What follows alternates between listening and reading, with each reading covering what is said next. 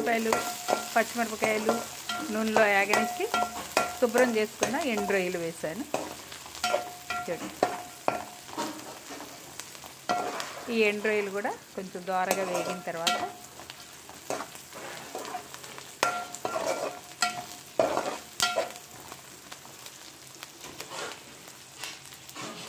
కొంచెం పసుపు, కారం కొంచెం ఎక్కువే పడుతుంది, కారం కొంచెం ఉప్పు, పులుపు వేస్తాం కాబట్టి ఉప్పు కూడా పడుతుంది. ఇలా చూడండి, ఇవి ఈ ఎండు రొయ్యలకి బాగా పట్టేదాకా ఒక నిమిషం ఏపి పెట్టుకుందాం.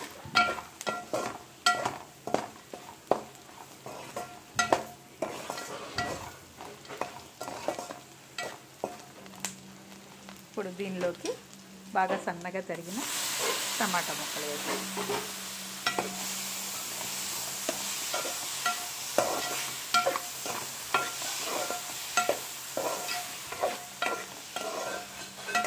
నేను కొంచెం టమాటాలు ఎక్కువే వాడుతూ ఉంటాను ఫ్రెండ్స్, ఎందుకంటే ఆ కూర గుజ్జు గుజ్జుగా వస్తూ ఉంటుంది, బాగుంటుంది కలుపుకోవడానికి కూడా అని చెప్పి.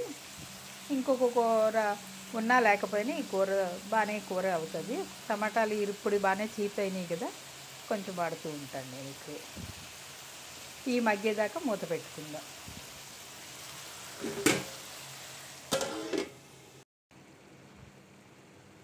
చూడండి, ఇలా మెత్తగా టమాటా అంతా గుజ్జులాగా అయిపోయింది కదా. ఇప్పుడు దీంట్లోకి మనం చింతపండు పులుసు వేసుకోవడం.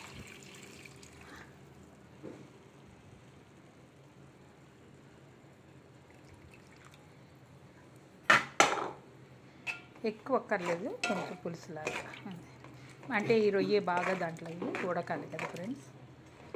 ఎండు రొయ్యలు కదా, ఉడికి దానికి కూరకు బాగా పడుతుంది. ఇప్పుడు అందమైన సుందరమైన ఎగ్స్ చూసారా, ఒలిస్తే ఎంత సాఫ్ట్గా వచ్చినాయో. అది ఎప్పుడు ఎగ్స్ ఉడకబెట్టినప్పుడు పర్లేదు, తర్వాత మాత్రం చల్లీలు వేసుకుని ఒలుసుకోవాలి. ఇవి పగలకుండా, అంటే శన బయటికి రాకుండా చీదుకుండా వస్తాయి చక్కగా. ఇలా చూడండి, అంతే.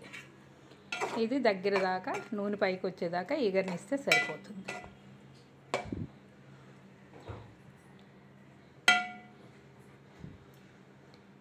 ఇది ఫ్రెండ్స్ మన ఎండు రొయ్యలు టమాటా కోడిగుడ్ల కూర. ఇది కొంచెం దగ్గరికి అయ్యేదాకా ఉడకనిద్దాం.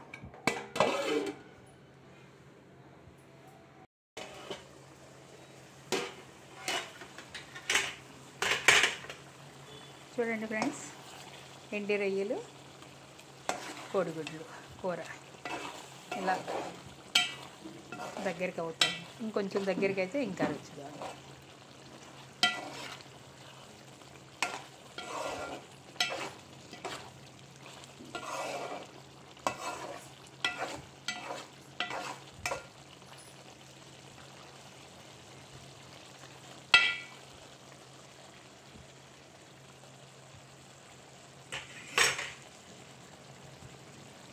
ప్లీజ్ ఫ్రెండ్స్, సబ్స్క్రైబ్ చేయండి, షేర్ చేయండి, లైక్ చేయండి, కామెంట్ చేయండి. Thank you so much friends.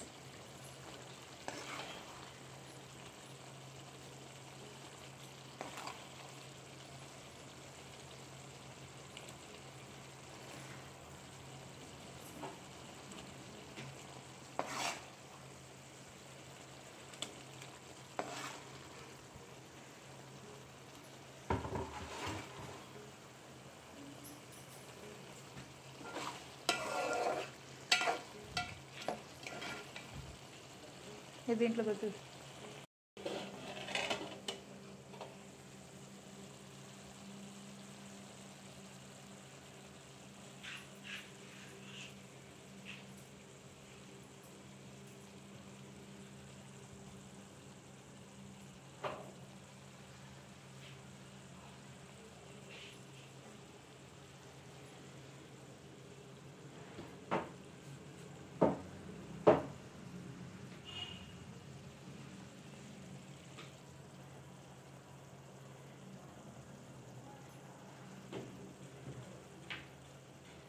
Friends, పచ్చి రొయ్య, ఎండి రొయ్యలు, కోడిగుడ్లు కూర రెడీ అయిపోయింది. చూడండి, ఇలా దగ్గరికి అయితే చాలా రుచిగా ఉంటుంది.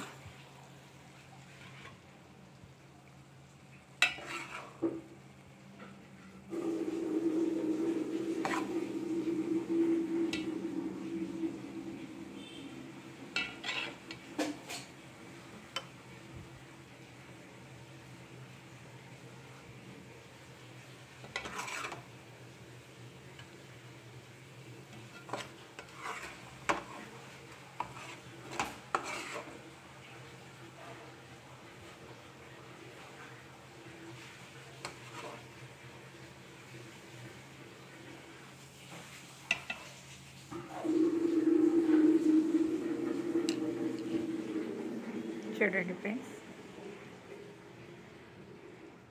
ఎండి రొయ్యలు, కోడిగుడ్లు కూర రెడీ. ఈరోజు మా లంచ్లో ఇది ఒక నాన్ వెజ్. ఇది వంకాయ టమాటా పచ్చడి,